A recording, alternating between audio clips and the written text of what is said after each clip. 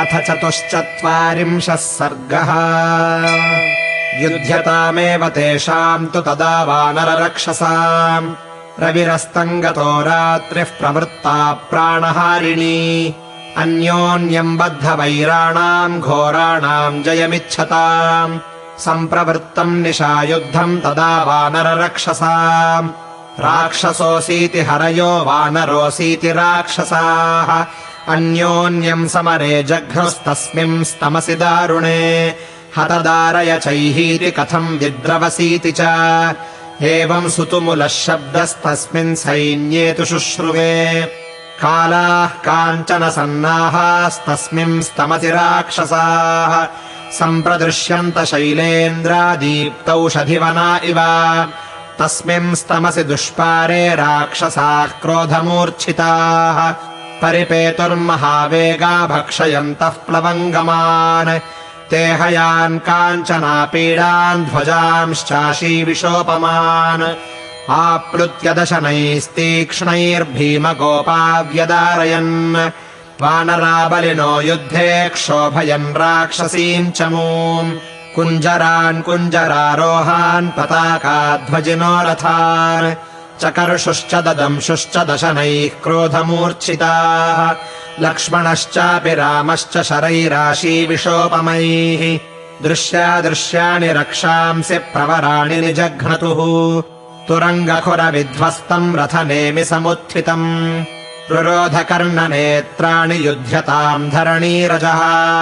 वर्तमाने तथा घोरे सङ्ग्रामे लोमहर्षणे रुधिरौघा महाघोरा नद्यस्तत्र विशुश्रुवुः ततो भेरीमृदङ्गानाम् पणवानाम् च निस्वनः शङ्खनेमिस्वनोन्मिश्रः सम्बभूवाद्भुतोपमः हतानाम् स्तनमानानाम् राक्षसानाम् च निस्वनः शस्तानाम् वानराणाम् च सम्बभूवात्र दारुणः हतैर्वानरमुख्यैश्च शक्तिशूलपरश्वथैः निहतैः पर्वताकारैराक्षसैः कामरूपिभिः शस्त्रपुष्पोपहारा च तत्रासीद्युद्धमेदिनी दुर्ज्ञेया दुर्निवेशा च शोणितास्त्रावकर्दमा सा बभूव निशाघोरा हरिराक्षसहारिणी कालरात्रीव भूतानाम् सर्वेषाम् दुरतिक्रमा ततस्ते राक्षसास्तत्र तस्मिंस्तमसि दारुणे राममेवाभ्यवर्तन्त संहृष्टाः शरवृष्टिभिः तेषामापतताम् शब्दः क्रुद्धानामपि गर्जताम् उद्वर्त इव सप्तानाम् समुद्राणामभूत्स्वनः तेषाम् रामः शरैः षड्भिः षड्जघान निशाचरान् निमेषान्तरमात्रेण शरैरग्निशिखोपमैः यज्ञशत्रुश्च दुर्धर्षो महापार्श्वमहोदरौ वज्रदंष्ट्रो महाकायस्तौ चोभौ शुकसारणौ ते तु रामेण बाणौघैः सर्वमर्मसुताडिताः युद्धादपसृतास्तत्र सावशेषायुषो भवन् निमेषान्तरमात्रेण घोरैरग्निशिखोपमैः दिशश्चकार विमलाः प्रदिशश्च महारथः ये त्वन्ये राक्षसा वीरा रामस्याभिमुखे स्थिताः तेऽपि नष्टाः समासाद्य पतङ्गा इव पावकम् सुवर्णपुङ्खैर्विशिखैः सम्पतद्भिः समन्ततः बभूव रजनी चित्रा खद्योतैरिव शारदी राक्षसानाम् च निनदैर्भेरीणाम् चैव निस्वनैः सा बभूव निशाघोरा भूयो घोरतराभवत्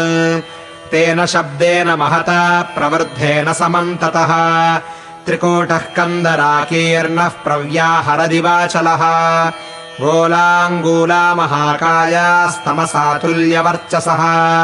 सम्परिष्वज्य बाहुभ्याम् भक्षयन् रजनीचरान् अङ्गदस्तुरणे शत्रून् समुपस्थितः रावणिम् निजघानाशु सारथिम् च हयानपि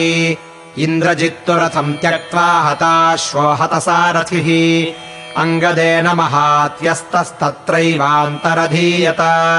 तत्कर्म वालिपुत्रस्य सर्वे देवाः सहर्षिभिः तुष्टुवुः पूजनार्हस्य तौ चोभौ रामलक्ष्मणौ प्रभावम् सर्वभूतानि विदुरिन्द्रजितो युधि ततस्ते तम् महात्मानम् दृष्ट्वा तुष्टाः प्रदर्शितम् ततः प्रहृष्टाः कपयः ससुग्रीवविभीषणाः साधु साध्विति नेदुश्च दृष्ट्वा शत्रुम् पराजितम् इन्द्रजित्तु तदानेन निर्जितो भीमकर्मणा संयुगे वालिपुत्रेण क्रोधम् चक्रे सुदारुणम् सोऽन्तर्धानगतः पापो रावणीरणकर्षितः ब्रह्मदत्तवरो वीरो रावणिः क्रोधमूर्च्छितः अदृश्यो निशितान् बाणान् मुमोचाशनिवर्चसः रामम् च लक्ष्मणम् चैव घोरैर्नागमयैः शरैः बिभेदसमरे क्रुद्धः सर्वगात्रेषु राक्षसः